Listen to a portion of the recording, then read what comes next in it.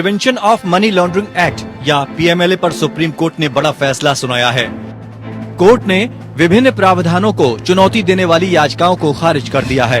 Supreme court ने prevention of money laundering act की संवैधानिकता को बरकरार रखा है। कोर्ट ने कहा है कि 2018 में कानून में किए गए संशोधन सही हैं।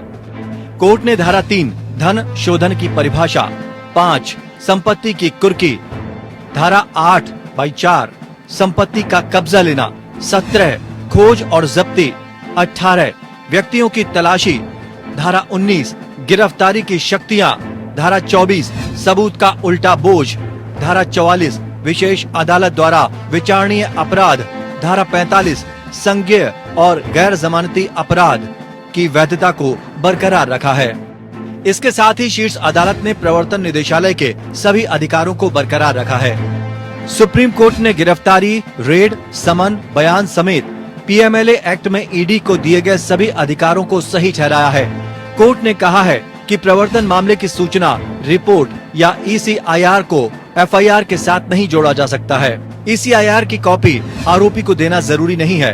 अदालत ने पीएमएलए अधिनियम की धारा 45 में जमानत के लिए 2 शर्तों या ट्विन रूल्स को भी बरकरार रखा। पीएमएलए के तहत जमानत सुरक्षित करने के लिए कोर्ट को प्रथम दृष्टया संतुष्ट होना चाहिए कि आरोपी दोषी है या नहीं। गिरफ्तारी के दौरान कारणों का खुलासा करना ही काफी है। कोर्ट ने कहा है कि ईडी के सामने दिया गया बयान ही सबूत है। ईडी तभी कार्रवाई कर सकती है जब किसी अन्य जांच एजेंसी ने केस दर्ज कर व्यक्ति को आरोपी माना है। बरी होने या अपराध को रद्द करने से मनी लॉन्ड्रिंग का अपराध भी खत्म हो जाएगा। ईडी तब तक अपना केस नहीं दर्ज कर सकता जब तक सीबीआई पीसी एक्ट के तहत एक मुलजिम के खिलाफ मुकदमा दर्ज ना करे। सुप्रीम कोर्ट ने स्पष्ट शब्दों में ये कहा है कि अगर एक मुलजिम सीबीआई के मुकदमे में डिस्चार्ज हो गए या एक्विट हो गए तो ईडी का केस खत्म। ये एक पॉजिटिव डायरेक्शन आई है। कोर्ट ने इस सवाल को खुला छोड़ दिया है कि क्या पीएमएलए में 2018 के संशोधन वित्त अधिनियम के माध्यम से लाए जा सकते हैं। कोर्ट ने कहा कि पीएमएलए अधिनियम में संशोधन को धन विधेयक के रूप में लागू करने के प्रश्न पर 7 न्यायाधीशों की एक बड़ी पीठ द्वारा निर्णय लिया जाना है।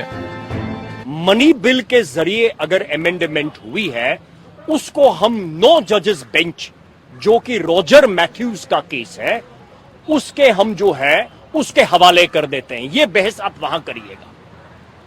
तो डिफेंस की वो आर्ग्यूमेंट यहां जो है विड्रॉ करके 9 जजेस को रिलेगेट कर दी गई है। कोर्ट ने कहा कि अपराध की आय को छुपाना भी धन शोधन नहीं होगा।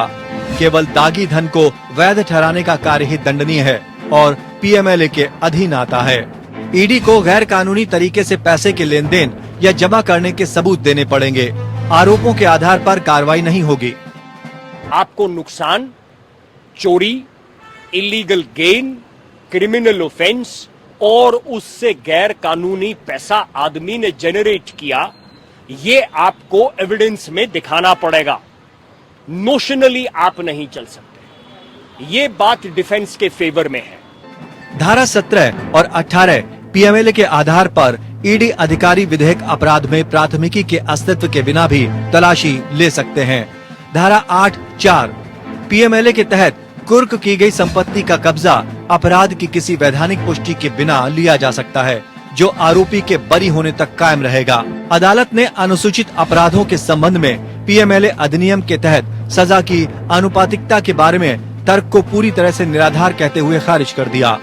कोर्ट ने कहा कि वो करतार सिंह में संविधान पीठ के फैसले के साथ साथ मनी लॉन्ड्रिंग गतिविधियों से देश को गंभीर खतरे के मद्देनजर निकेत ताराचंद शाह की टिप्पणियों से सहमत नहीं हो सकता है।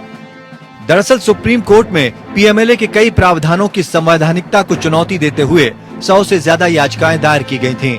इसमें ईडी की शक्तियों, गिरफ्तारी के अधिकार, गवाहों को सम्मन और संपत्ति जब्त करने के तरीके और जमानत प्रक्रिया को चुनौती दी गई थी। याचिकाएं कांग्रेस नेता कार्ति चिदम्बरम, एनसीपी नेता अनिल देशमुख और अन्य की ओर से दायर की गई थीं। याचिकाओं में कहा गया था कि पीएमएलए कानून के तहत गिरफ्तारी, जमानत, संपत्ति की जब्ती का अधिकार सीआरपीसी के दायरे से बाहर है। इस कानून के कई प्रावधान असंवैधानिक हैं, क्योंकि संज्ञेय अपराध की जांच और ट्रायल के बारे में दी गई प्रक्रिया का पालन नहीं किया जाता है। याचिकाओं में कहा गया कि जांच एजेंसी को जांच करते समय सीआरपीसी का पालन करने के लिए बाध्य होना चाहिए। इस मामले में वरिष्ठ वकील कपिल सिब्बल और अभिषेक मनु सिंघवी समेत कई वकीलों ने अपना पक्ष रखा था। केंद्र सरकार ने लोकसभा में एक सवाल के जवाब में बताया कि पीएमएलए कानून 17 साल पहले लागू हुआ था। तब से अब तक इस कानून के तहत 5422 मामले दर्ज किए गए हैं, जबकि सिर्फ 23 लोगों को ही दोषी ठहराया गया है। 31 मार्च तक ईडी ने 1 लाख करोड़ से ज्यादा की संपत्ति अटैच की है और 992 मामलों में चार्जशीट दायर की है। Bureau report.